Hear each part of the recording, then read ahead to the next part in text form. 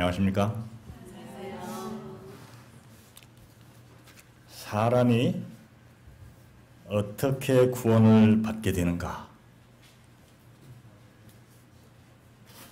내가 무엇을 하여야 영생을 얻게 되는가? 이거 중요한 질문 아닙니까? 우리 이거 알아야 되는 질문 아닙니까? 그런데 우리가 이 질문에 대한 답을 가지고 있지 못하다. 그러면 속이 탑니다. 속이 답답합니다. 우리는 원래 구원에 대해서, 영원에 대해서, 미래에 대해서 알 수 있는 존재로 만들어졌습니다. 그런데 죄로 인해서 우리가 이거를 알아보지 못하는 상태가 됐습니다. 영원이나 미래에 대해서 알 수 없다. 그러면 다른 말로 하면 구원에 대한 확신이 없다라는 얘기가 됩니다. 그리고 구원에 대한 확신이 없으면 우리 마음속에 평화가 있을까요? 평화가 없습니다. 마음에 평화가 없으면 스트레스가 쌓입니다. 세상을 살아도 답답합니다. 그렇겠습니까? 예. 그래서 오늘 제가 가서 너도 이와 같이 하라 라는 제목으로 여러분과 말씀을 나누기를 원합니다. 성경절은 누가복음 10장에 있는 말씀입니다. 누가복음 10장 25절로 37절에서 예수님께서 비유로 우리에게 선한 사마리아인이라는 비유로 우리에게 말씀을 해 주셨습니다. 오늘 제 말씀을 나눔드림을 통해서 작게나마 제발 여러분께서 여러분 모두가 구원에 대한 확신을 갖게 되시기를 간절히 소망합니다.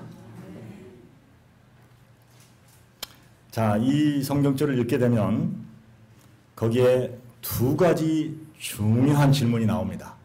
우리가 성경절을 읽기 전에 제가 그 질문을 미리 말씀을 드립니다. 첫 번째는 율법사가 예수님을 찾아와서 예수님께 이런 질문을 했습니다. 내가 무엇을 하여야 영생을 얻으리이까? 라는 질문을 했습니다. 그러고 나서 예수님께서 대답을 하시니까 이 율법사가 다시 또 질문을 했습니다. 그 두 번째 질문은 내 이웃이 누구니까? 라고 질문을 했습니다. 내가 영생을 얻는 것과 내 이웃이 누구인지 이게 전혀 상관이 없지 않습니까? 그런데 성경에서는 상관이 있다라고 가르칩니다. 오늘 이 문제를 놓고 우리가 생각해 보겠습니다. 자, 우리 성경절을 펼쳐서 읽기 전에 잠깐 기도하겠습니다. 살아계신 하늘 아버지, 나를 위해서 오시고 나를 위해 돌아가시고 나를 위해서 다시 오시기를 원하시는 예수님을 보기를 원합니다. 이 시간 저희가 하나님의 말씀을 펼쳐들고 읽을 때 성령님을 허락해 주셔서 저희의 마음 문을 열어주시고 저희에게 깨달음을 허락해 주시옵소서. 예수님의 이름으로 기도합니다. 아멘. 자, 누가복음 10장에 있는 말씀입니다. 누가복음 10장 25절로 37절까지 있는 말씀을 제가 읽겠습니다. 제가 읽는 성경은 킹 제임스 버전이라는 성경입니다. 자, 보라, 어떤 율법사가 일어나 그분을 시험하여 이르되 선생님이여, 내가 무엇을 하여야 영원한 생명을 상속받으리까 하매 그분께서 그에게 이르시되 율법에 무엇라 기록되어 있느냐 너는 어떻게 읽느냐 하시니 그가 대답하여 이르되 너는 내 마음을 다하고 혼을 다하고 힘을 다하고 생각을 다하여 주 내 하나님을 사랑하고 내 이웃을 내 자신과 같이 사랑하라 하였나이다 하매 그분께서 그에게 이르시되 내가 옳게 대답하였도다. 이것을 행하라. 그리하면 내가 살리라 하시니라. 그러나 그가 자기를 의롭게 만들려고 예수님께 이르되 그러면 내 이웃이 누구니까 하니 예수님께서 대답하여 이르시되 어떤 사람이 예루살렘에서 여리고로 내려가다가 강도들을 만나매 그들이 그의 옷을 벗기고 그에게 상처를 입혀 그를 반쯤 죽이고 떠나갔느니라. 마침 어떤 제사장이 그 길로 내려오다가 그를 보고는 다른 쪽으로 지나가고 또 이와 같이 한 레위 사람도 그곳에 이르러 그를 바라보고는 다른 쪽으로 지나가되 어떤 사마리아 사람은 여행을 하다가 그가 있던 곳에 이르러 그를 보고 불쌍히 여겨 그에게 가서 기름과 포도즙을 붓고 그의 상처를 싸매며 그를 자기 짐승에 태워 여관으로 데려가 돌보아 주고 이튿날 떠날 때에 이 데나리온을 꺼내 주인에게 주며 그에게 이르되 그를 돌보아 주라. 당신이 얼마를 더 쓰든지 내가 다시 올 때에 갚으리라 하였느니라. 이제 너는 이 세 사람 중에 누가 강도 만난 자의 이웃이라고 생각하느냐 하시니 그가 이르되 그에게 긍휼을 베푼 자니이다 하매 이에 예수님께서 그에게 이르시되 가서 너도 그와 같이 하라 하시니라. 자, 제가 생각하기에는 이 작은 비유 속에 굉장히 중요한 구원의 도리가 들어있다라고 생각을 합니다. 그래서 오늘 여러분과 말씀을 나누는데 제가 질문을 자주 드리겠습니다. 질문에 대답을 생각나시는 대로 해주시면 저하고 같이 성경을 연구하는 것이 되는 것이니까 생각이 나시는 대로 대답을 해주시고 반응해 주시기 바랍니다. 자, 먼저 여기에 지금 이 비유 속에 등장인물들이 나옵니다. 그렇습니까? 여러 사람이 나오는데 몇 사람 정도가 될 것 같습니까? 10사람, 3사람, 최소한 6명 이상이 나와야 됩니다. 자, 가장 먼저 어떤 사람이 나옵니까? 어떤 사람이 먼저 예루살렘에서 여리고로 가는 중에 있지 않습니까? 어떤 사람이 먼저 나옵니다. 근데 이 어떤 사람이 누구였냐면 강도를 만난 사람이었습니다. 맞습니까? 그 강도를 만나가지고 흠씬 두들겨 맞다 보니까 어떻게 됐습니까? 반쯤 죽은 상태가 됐습니다. 그렇습니까? 그래서 그 사람이 등장을 했고요. 그 다음에는 그 사람을 흠씬 두들겨 팬 강도가 나왔죠. 그 다음에는 제사장이 나타나서 그걸 가다가 보고 다른 길로 갔습니다. 그 다음에는 레위인이 또 나타나가지고 그 똑같은 걸 보고 또 다른 길로 도망갔습니다. 그 다음에 나타난 사람이 누구였습니까? 사마리아인이 나타났습니다. 그리고 사마리아인이 그 반쯤 죽은 사람을 자기 나귀에 태워가지고 어디로 데려갔습니까? 여관으로 데려갔어요. 그래서 그 사마리아인과 대화를 나눈 사람이 누구였습니까? 여관 주인이었죠. 그래서 최소한 6명이 나오고 그 외에 여관에 있던 사람들 하며 다른 사람들이 많이 있을 거예요. 자, 그런데 만약에 여러분에게 선택권이 주어졌다. 여기 지금 나오는 최소한 6명의 사람들 중에 어떤 한 사람과 내가 똑같이 되기를 원한다. 그러면 여러분 어떤 사람을 선택하시겠습니까? 여관 주인, 사마리아인, 또요.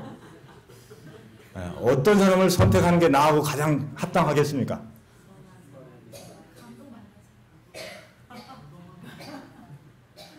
자, 조금 있다가 우리 그 답을 한번 정확하게 해봅시다.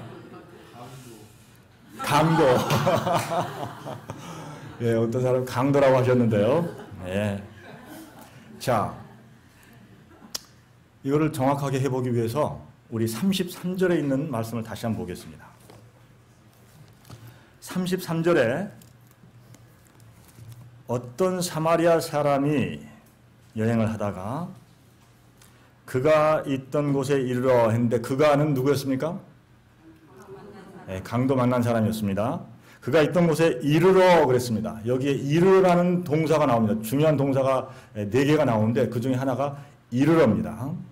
그 다음에 두 번째, 그를 보고 그랬습니다. 맞습니까? 와서 그 사람을 봤어요. 세 번째는 불쌍히 여겨 그랬습니다. 영어로 have compassion. 그래서 그 사람을 불쌍히 여겼습니다. 그리고 나서 그에게로 가서 그에게 더 가까이 다가갔습니다. 그런데 그 앞에 나왔던 제사장 어떻게 했습니까? 그 길로 내려오다가 이 말은 앞에 나왔던 이르러 하는 말과 똑같은 말입니다. 제사장도 그 어떤 사람 강도 만난 자가 누워있는 곳에 거기까지 가까이 왔어요. 그리고 그 사람을 봤어요. 그랬습니까? 그 다음에 그 다음 절에 나오는 레위인은 어땠습니까? 한 레위 사람도 그곳에 이르러 거기까지 왔죠? 그 다음에 그를 바라봤습니까? 봤어요. 그런데 그 다음에 어떻게 했습니까? 다른 쪽으로 지나가니라 그랬습니다. 지금 여기 사마리아인과 앞에 나왔던 제사장과 레위인의 차이점이 뭡니까?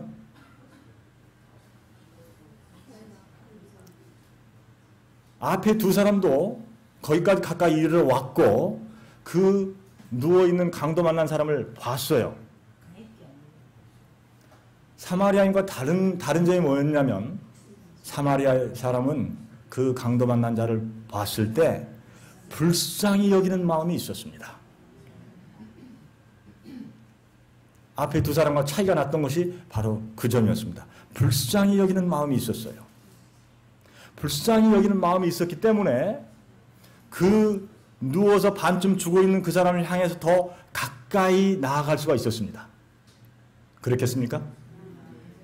불쌍히 여기는 마음이 없을 때 우리는 내 인생길에서 어떤 사람을 만났는데 내가 그 사람을 향해서 불쌍히 여기는 마음이 없다 그러면 내가 그 사람을 가까이 다가갑니까? 아니죠. 왜? 귀찮은 존재예요.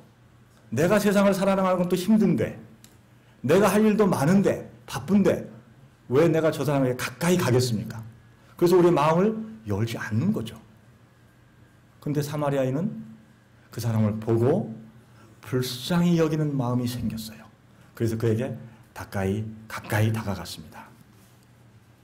자, 성경에 보면 재미있게 이 불쌍히 여기는 마음을 표현해주는 성경절이 여러 개가 있습니다. 굉장히 많아요. 그 중에 몇 개를 한번 빨리 찾아보겠습니다. 마태복음 9장에 있는 말씀입니다. 마태복음 9장 36절에 있는 말씀. 자, 제가 찾아서 읽어봐 드리겠습니다. 마태복음 9장 36절에 보면 그러나 그분께서 무리를 보시고 그들을 불쌍히 여기는 마음을 가지셨으니 이는 그들이 목자 없는 양같이 지치고 널리 흩어졌기 때문이라. 이때 그분이 누구실까요? 예수님. 예수님께서 뭘 가지셨다고요? 불쌍히 여기는 마음을 가지셨어요. 자, 이번에는 14장에 있는 말씀입니다. 마태복음 14장 14절에 있는 말씀입니다. 예수님께서 나아오셔서 큰 무리를 보시고 그들을 불쌍히 여기는 마음을 가지사 그들의 병든 자들을 고쳐주시니라. 예수님께서 뭘 가지셨다고요? 불쌍히 여기는 마음을 가지셨어요. 그리고 뭘 하셨어요? 병든 자들을 고쳐주셨어요. 자, 이번에는 마태복음 20장에 있는 말씀 봅니다. 마태복음 20장 34절에 보니까 이에 예수님께서 그들을 불쌍히 여기사 그들의 눈에 손을 대시니 그들의 눈이 즉시 시력을 받고 그들이 그분을 따르니라. 그 사람들이 시력을 받았습니다. 왜요? 예수님께서 불쌍히 여기시는 마음으로 그들의 아픈 곳에 손을 대셨기 때문에 그랬습니다. 맞습니까? 아멘. 자, 또 하나를 볼까요? 이번에는 마가복음에 있는 말씀 봅니다. 마가복음 1장 41절에 있는 말씀입니다. 예수님께서 불쌍히 여기는 마음을 가지사 손을 내밀어 그에게 대시며 그에게 이르시되 내가 원하노니 정결할지어다. 우리가 정결하게 되면 어떻게 되는 겁니까? 치유가 되는 것입니다. 우리가 회복되는 것입니다. 예수님께서는 그걸 원하세요. 그런데 그때마다 예수님께서 가지셨던 그 예수님의 마음이 무슨 마음이었습니까? 불쌍히 여기는 마음이었습니다.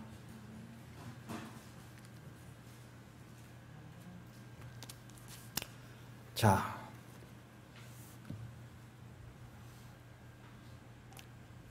의료 선교. 이게 뭘까요? 여기 지금 베델에서 하는 게 의료 선교라는 것입니다. 왜 베델에 오면 사람들이 치유를 경험할까요? 여기에 있는 근무하시는 분들이 여러 가지 의술에 대한 자격증을 가지고 있는 것도 아니고 우리나라 내에서 또는 세계적으로 명망 있는 의사 선생님이 계신 것도 아니고 그렇다 해서 오랜 경력을 가진 간호사 한 사람이 있는 것도 아니고 그런데 왜 이곳에 오면 사람들이 치유를 경험하고 회복을 경험할까요?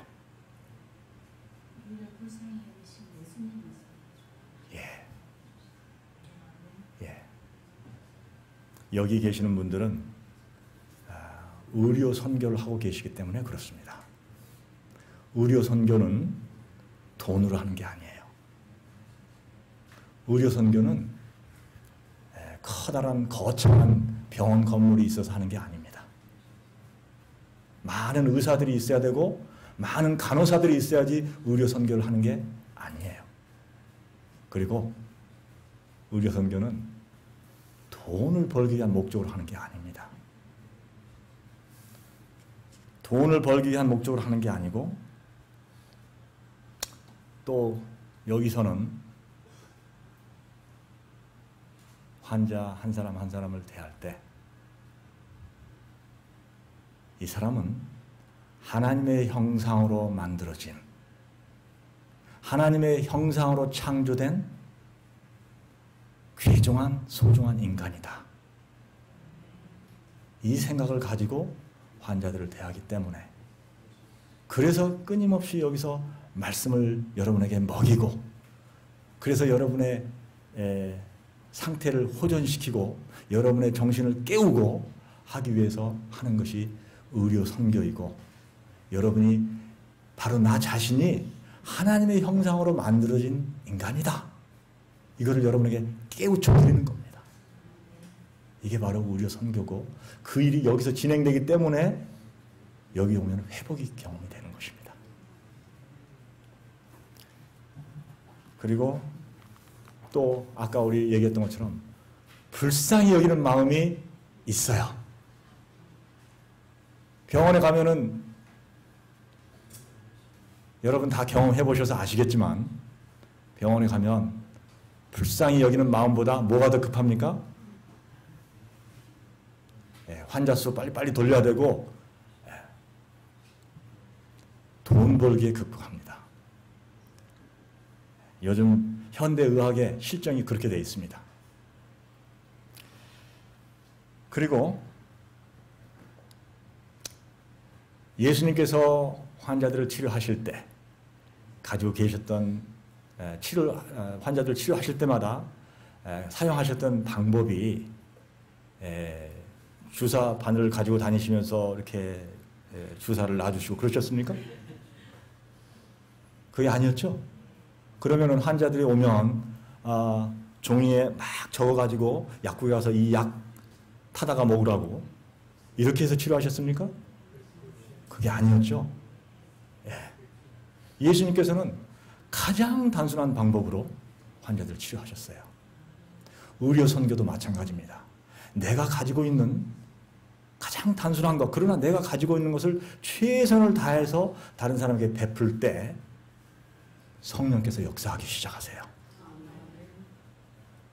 무슨 비싼 기계가 있어야지 되는 게 아니고, 우리의 몸은 비싼 기계가 있어야지 치료되는 게 아니고, 가장 단순한 방법으로, 여기 와서 여러분이 배우시는 그런 단순한 방법으로 치료가 이루어질 때 가장 효과적으로 치료가 이루어집니다. 그리고 부작용이 가장 없어요. 이보다 더 좋은 방법이 어디 있습니까? 이러한 방법으로 의료 선교가 이루어질 때 성령께서 역사하시게 돼 있어요. 그래서 베델에서 치료가 이루어지는 것입니다. 자, 이번에는 사마리아인이 사용했던 의료 선교를 한번 보겠습니다. 자, 반쯤 두들겨 맞아가지고 반쯤 죽어서 누워있는 이 사람에게 가까이 다가간 사마리아인이 가장 먼저 뭘 했습니까? 가장 먼저 뭘 했어요? 다가가서 이르러서 보고, 그 다음에 불쌍히 여기는 마음을 갖고, 그 다음에 더 가까이 가가지고, 그 다음에 뭐 했습니까? 상처를 치료해줬어요. 어떻게? 기름을 붓고 포도주를 붓고, 그래가지고 그 사람을 싸매고 그렇게 해서 치료를 했죠. 자, 기름을 부으면 통증을 완화시켜줍니다. 기름을 부으면 어떻게 된다고요? 통증을 완화시켜줘요. 그 다음에 포도주를 부으면 어떻게 될까요? 소독 효과가 있습니다. 요즘에도, 오늘날에도 알코올, 독한 알코올을 부어서 소독을 하지 않습니까? 예. 가장 간단한 방법이었지만 그걸 가지고 환자를 치료했어요. 그 다음에 상처를 싸매주고, 그 다음에 그 환자를 자기 앰뷸런스에 실어가지고, 맞습니까? 그때 당시에는 그게 앰뷸런스였습니다. 예. 오늘날에도 아주 잘 사는 몇 개 나라들 가면은 앰뷸런스가 있지만, 더 많은 나라들에서는 나귀 등에 태운다든가, 나귀가 끄는 마차에 태운다든가, 또 좀 잘 되면 오토바이 뒤에 태운다든가, 자전거 뒤에 태워가지고 급하면은 지게 같은 거에다 쥐고, 아니면 등에 업고 이렇게 해서 병원에 데려갑니다. 그때 당시에 이 사마리아인은 앰뷸런스에 태워가지고 데려갔던 거예요. 여관이면 어디입니까? 오늘날로 말하면 우리가 여행객이 여행을 하다가 쉬는 것 아닙니까? 쉼이 있는 곳에 데려다 줬어요. 사마리아인이 했던 일입니다. 그렇게 해서 그 사람이 정성껏 그 환자를 돌봤는데 거기에 보면은 중요한 한 말씀이 또 나와요. 거기에 어떤 말씀이 있냐면 여관으로 데려가서 사마리아인이 그 환자를 돌보았는데 어느 정도 돌봤을까요? 예, 지극정성을 다해서 돌봤어요. 어떻게 알 수 있어요? 이튿날 그랬습니까? 이튿날 아침에 떠날 때 그 여관 주인에게 부탁을 했어요. 그 얘기는 밤새 그 환자를 위해서 지극정성으로 돌봤다는 얘기예요. 그리고 나서 그 사마리아인이 떠났습니다. 자, 성령께서 아까 제가 조금 전에 그런 말씀을 드렸었죠. 우리가 내가 가지고 있는 그것이 무엇이 됐든 내가 가지고 있는 걸 최선을 다해서 다른 사람을 위해서 베풀 때 그때 성령께서 뭐 하신다? 성령께서 일하기 시작하신다고 그랬죠. 예. 사마리아인이 자기가 가지고 있는 것을 베풀 때 성령께서 역사하기 시작하셨어요. 어떻게 알 수 있느냐? 사마리아인이 와서 그 누워있는 환자에게 가까이 다가와서 누워있는 환자니까 그 사람을 와서 발로 툭툭 치면서 어이 일어나 뭐 이렇게 했겠습니까? 아니죠. 누워있는 환자니까 당연히 그 앞에 무릎을 꿇었을 거예요. 무릎을 꿇고 그 사람을 붙들고 거기에 기름을 붓고 거기에 포도주를 붓고 상처를 싸매고 하는 일을 했습니다. 자, 우리가 의료 선교를 한다. 다른 사람을 돕는다. 할 때 내가 무릎 꿇을 용의가 없는 사람이 과연 다른 사람을 도울 수 있을까요? 안 됩니다. 내가 무릎을 꿇을 수 있는 것은 성령께서 도와주실 때 내가 무릎을 꿇을 수 있습니다. 사마리아인이 그랬습니다. 그리고 그랬던 그 사마리아인이 거기에 기름을 붓고 포도주를 부었어요. 자, 성경에서 물과 불과 바람과 호흡과 공기와 이런 것과 더불어서 기름이 표상하는 게 무엇일까요? 성령입니다. 예. 기름, 성경에 나오는 모든 기름은 곧 성령님을 표상해요. 맞습니까? 예. 그 다음에 거기에 포도주를 부었는데 이 포도주의 색깔이 무엇입니까? 무슨 색깔이에요? 빨간색이에요. 마치 뭐와 같아요? 피와 같아요. 그래서 성만찬식을 할 때 뭘 사용합니까? 포도주를 사용해요. 그런데 예수님의 피가 보혈인데 이 피가 예수님의 희생이 없이 우리가 피를 볼 수 있을까요? 없을까요? 예수님의 피가 거기에 비록 표상이지만 예수님의 피가 그 상처에 부어졌다는 얘기는 거기에 이미 그 전에 무슨 일이 있었다는 얘기입니까? 예수님의 희생이 있었다는 얘기예요. 맞습니까? 예수님의 희생이 있었어요. 그래서 예수님이 희생이 있고 나서 쏟아진 그 피를 표상하는 것이 우리가 하는 성만찬 예식입니다. 그래서 살을 먹고 내 살을 먹고 내 피를 마셔라 하시는 거 아닙니까? 자, 사마리아인이 기름을 붓고 포도주를 부었어요. 그리고 났을 때 본격적으로 성령께서 역사하시기 시작하는 것입니다. 만약에 그 환자의 그 상처에 기름이 부어지지 않고 거기에 포도주가 부어지지 않았다면 그 후에 있었던 모든 일들, 상처를 싸매는 일, 나귀에 태워가지고 여관으로 데려가는 일, 여관에 맡겨서 하는 모든 일들이 다 무의미한 일이 되어버립니다. 예수님의 희생이 있었어요. 그리고 예수님께서 약속하신 게 있습니다. 예수님께 이 땅에 오셔가지고 많은 일을 하셨어요. 그 많은 일들이 무슨 일들이었습니까? 많은 설교를 했어요. 많은 것을 가르쳤습니다. 그리고 많은 환자를 치료했어요. 그런데 그 모든 일보다도 더 중요하게 생각하고 하신 일이 있었어요. 그것이 무엇이었을까요? 성령님에 대한 중요성을 가르치셨습니다. 어떻게 할 수 있느냐? 예수님께서 십자가에 달려 돌아가시기 직전에 다락방에서 마지막으로 제자들을 만나서 제자들에게 가르치시면서 요한복음 13장부터 17장에 있는 내용을 보면 13장에서 제자들의 발을 씻기는 경험을 하시고 그걸 가르치시고 겸손함을 가르치시고 그 다음에 14장부터 16장까지는 성령에 대한 얘기가 빠져버리면 그 내용을 이해할 수가 없게 되어 있습니다. 그래서 제자들에게 끊임없이 중요하게 강조하면서 가르쳐 주셨던 내용이 성령에 대한 내용이었습니다. 그래서 떠나시면서도 내가 너희를 떠나는 것이 너희에게 유익하니라. 내가 아버지에게로 가노라. 아버지에게 가서 너희에게 누구를 보내신다? 보혜사 성령을 보내시겠다는 겁니다. 그리고 예수님께서 그 약속을 지키셨습니까? 예, 그 약속을 지키셨어요. 그래서 오늘날 지금 이 시대는 무슨 시대입니까? 성령의 시대예요. 그래서 예수님께서 가르쳐 주신 대로 우리가 예수님의 이름으로 기도하고 성령의 도움을 받아서 살아나가고 일해 나가고 하면 우리가 어떻게 되는 겁니까? 기적을 경험할 수 있는 것입니다. 자, 이번에는 거기에 등장했던 등장인물들의 신원에 대해서 잠깐 우리가 연구를 해봐야 됩니다. 이거 굉장히 중요하기 때문에. 자, 거기에 먼저 등장한 사람이 어떤 사람이 있었어요. 맞습니까?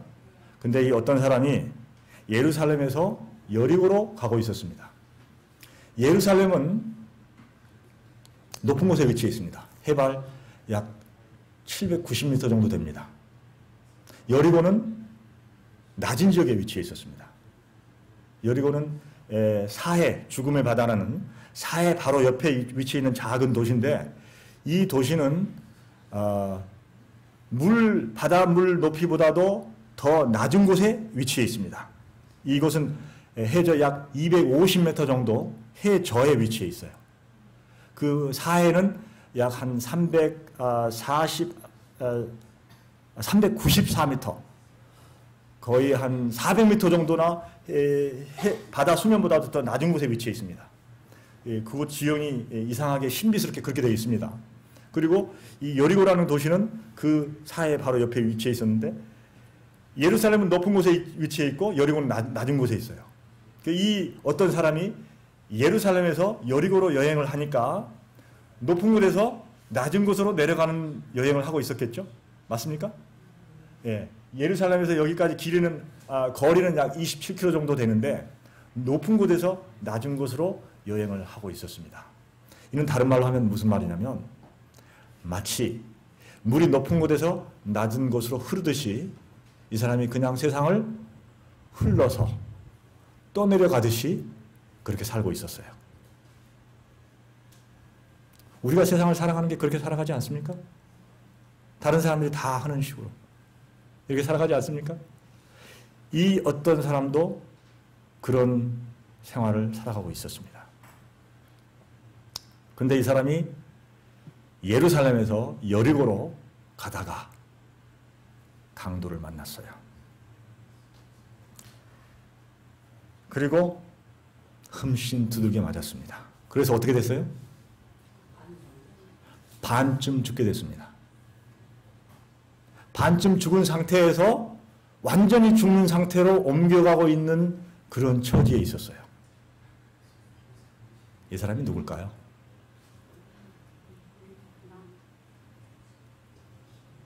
이 사람이 누구겠습니까? 세상을 다른 사람들이 살아가는 것처럼 열심히 산다고 살아가다가 강도를 만났어요.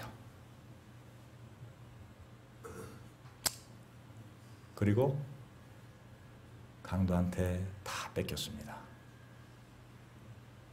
그리고 옷도 벗기고.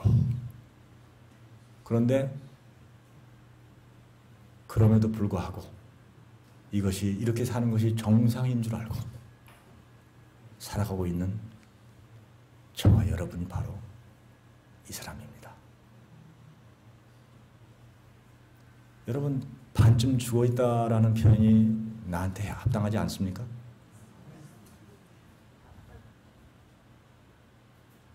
우리가 건강한 것 같은데 다 보면은 어딘가 고장나 있어요. 예. 몸이 괜찮은가 싶으면 마음이 고장이 나 있고, 마음이 괜찮은가 싶으면 정신이 고장나 있고, 그나마 괜찮다 싶은 우리 몸도 조금 지나고 나면은 부스럭부스럭 소리가 나기 시작합니다. 그렇지 않습니까? 그리고 다 우리가 반쯤 죽어서 사는 사람들이에요. 왜? 우리가 처음에 만들어질 때는 하나님과 같이 동행하는 사람으로 만들어졌습니다. 근데 하나님과 동행하는 것을 지금 못하고 있지 않습니까? 하나님과 연결 고리가 지금 끊어져서 살고 있지 않습니까? 마태복음 8장에서 8장 22절에서 예수님께서 뭐라고 그러셨어요? 너는 가서 죽은 자로 너희 죽은 자들 장사하게 하라 그러셨어요. 어떻게? 죽은 사람이 다른 죽은 사람을 어떻게 장사 지냅니까? 무슨 말이에요? 우리가 반쯤 죽어있는 사람들이니까 그 말이 합당한 겁니다. 우리는 지금 세상을 잘 산다고 살고 있지만 다 반쯤 죽어서 사는 사람들입니다. 그래서 죽어있는 것처럼 살고 살아있는데 죽어있는 사람들이에요. 이게 바로 저와 여러분의 초상입니다.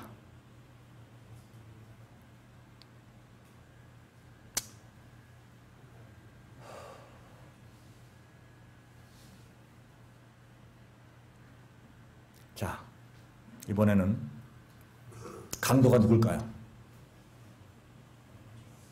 하나님과 우리가 잘 살고 있는데 나타나가지고 우리를 흠씬 두들겨 패서 반쯤 죽인 그런 상대가 누굽니까? 사탄입니다. 사탄. 예, 그 사람이 사탄입니다.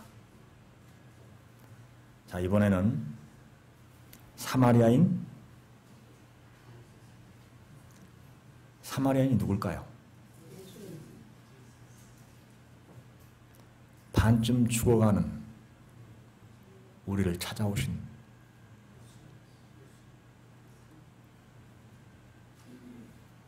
그분이 누굴까요?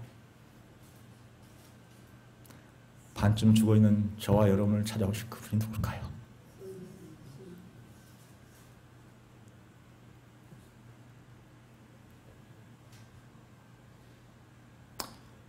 죽어있는 우리에게 성령을 표상하는 기름과 포도주를 부으시는 분 누구실까요? 예수님입니다. 그대로 놔두면 죽는 것 외에는 아무것도 할 수 없는 우리를 찾아오시는 그분 누구시라고요? 그분이 예수님이세요.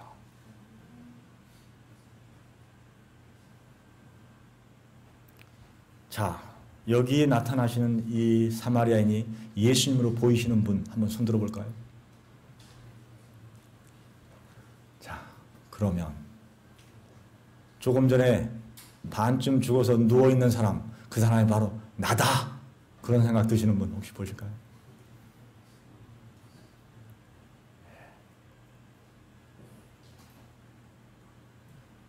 자, 그때 당시에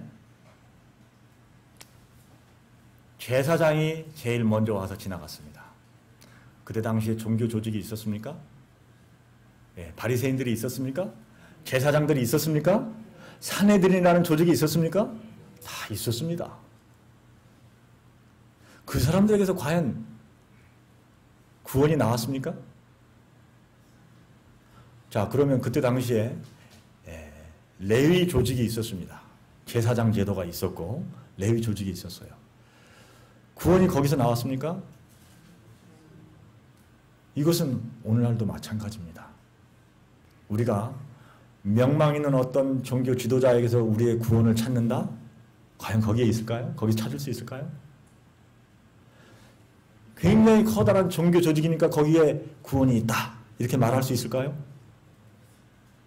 물론 그 안에는 니고데모 같은 신실한 종교를 가진 사람들이 있습니다. 그런 사람들이 있다는 걸 제가 전혀 배제하는 건 아닙니다. 그러나 우리의 구원은 나 자신과 예수님과의 관계에서 이루어지는 것이지 어떤 조직이나 어떤 제도나 어떤 이름이나 어떤 큰 교회나 여기에서 구원이 이루어지는 게 아니라는 것을 우리가 깨달아야 됩니다.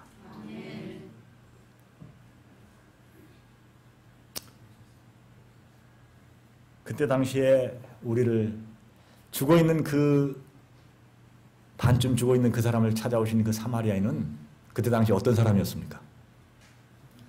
제사장들로부터 멸시당하는 사람이었습니다. 사마리아인들은 유대인들이 만나면 유대인들은 사마리아인들을 향해서 침을 뱉었습니다. 여기에 지금 반쯤 죽어있는 그 사람들을 보고도 만약에 사마리아인이 와서 거기서 그 사람을 돕고 있다라는 걸 보면은 다른 제사장이나 다른 레위인이 또 거기 지나고 있었다면은 그 사마리아인을 향해서 침을 뱉었을 겁니다. 사마리아인은 그렇게 취급받는 사람들이었어요. 그런데 왜 예수님께서 그러한 사람을 자기 자신의 모습으로 표상을 하셨을까요?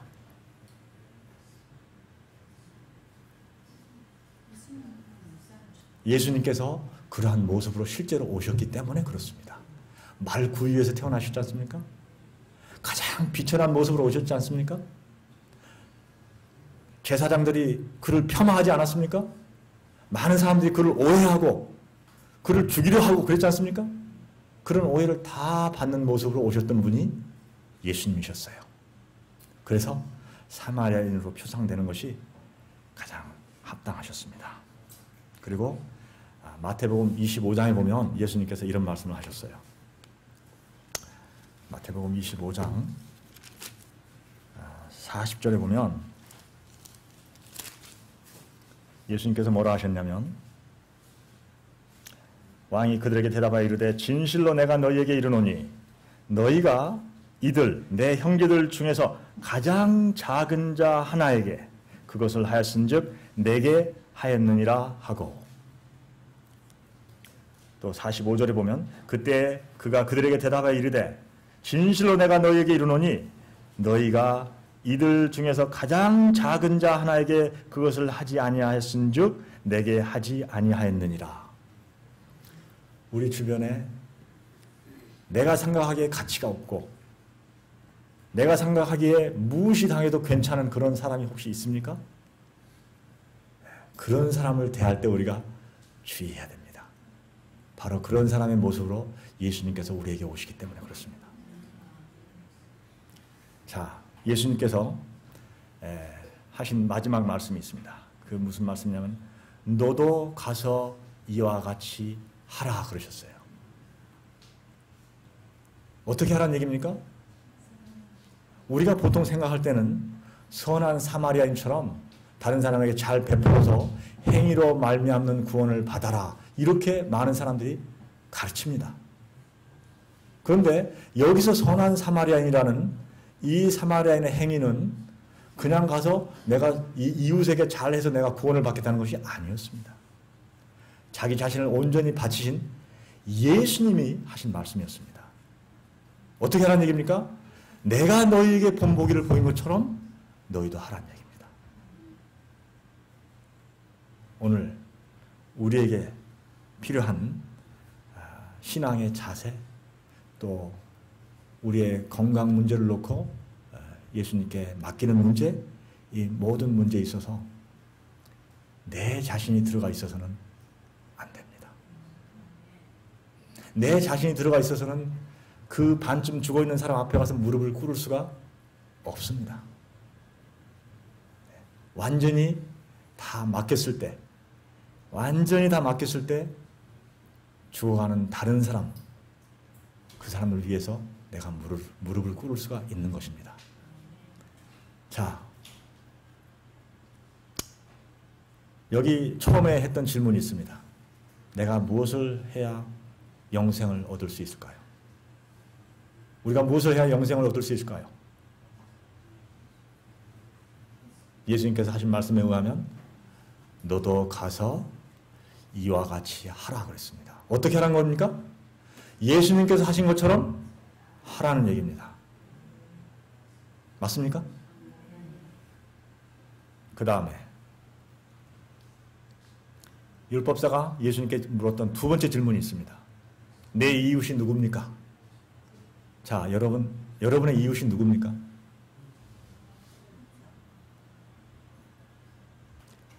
내 이웃은 바로 내 피부 옆에서부터 시작합니다.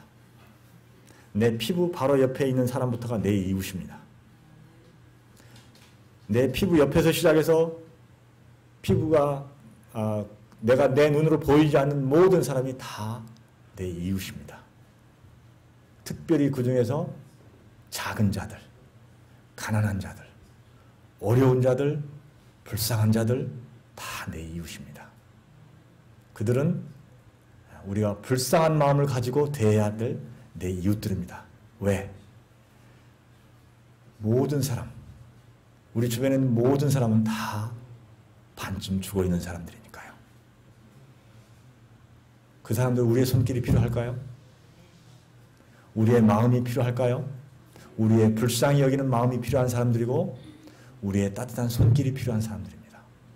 그 모든 사람들에게 우리의 손길을 내밀 수 있을 때 우리는 우리 불쌍한 이웃의 선한 사마리아인이 되는 것입니다. 시편 마지막 절에 이런 말씀이 있습니다. 호흡이 있는 모든 것이 주를 찬양할지어다. 그렇습니다. 여러분 지금 호흡이 있습니까? 예, 우리가 호흡이 있다면 뭘 해야 될까요? 주를 찬양해야 됩니다. 호흡이 있는 모든 자는 주를 찬양하라고 그랬습니다. 그 다음에 호흡이 있다는 얘기는 우리가 아직 뭐가 있다는 얘기입니까? 살아있다는 얘기입니다. 아직 생명이 있습니까? 예, 아직 생명이 있습니다. 생명이 있다는 얘기는 우리가 할 일이 있다는 얘기입니다. 예, 우리가 할 일이 있습니다. 그 할 일은 이 선한 사마리아인을 우리 이웃들에게 소개시켜줘야 됩니다. 우리 호흡이 아직 살아있다면, 우리가 아직 숨을 쉬고 있다면 이 선한 사마리아인, 이 선한 사마리아인을 표상해서 오신 예수님을 다른 사람에게 소개시켜줘야 됩니다. 그리고 내가 가지고 있는 것을 다른 불쌍한 이웃들과 나눌 수 있어야 됩니다. 불쌍한 마음을 가지고. 그리고 아직 호흡이 있기 때문에 살아계신 하나님을 찬양하고 내 주변에 있는 다른 사람들을 도와줄 수 있어야 됩니다. 왜? 아직 나는 생명이 있으니까. 아멘입니까? 이 안식일을 통해서 여러분의 생각이 이 선한 사마리아인, 이 선한 사마리아인이 했던 행위 그리고 가르침에 여러분의 생각이 꽂히시게 되기를 간절히 바라면서 말씀을 마칩니다.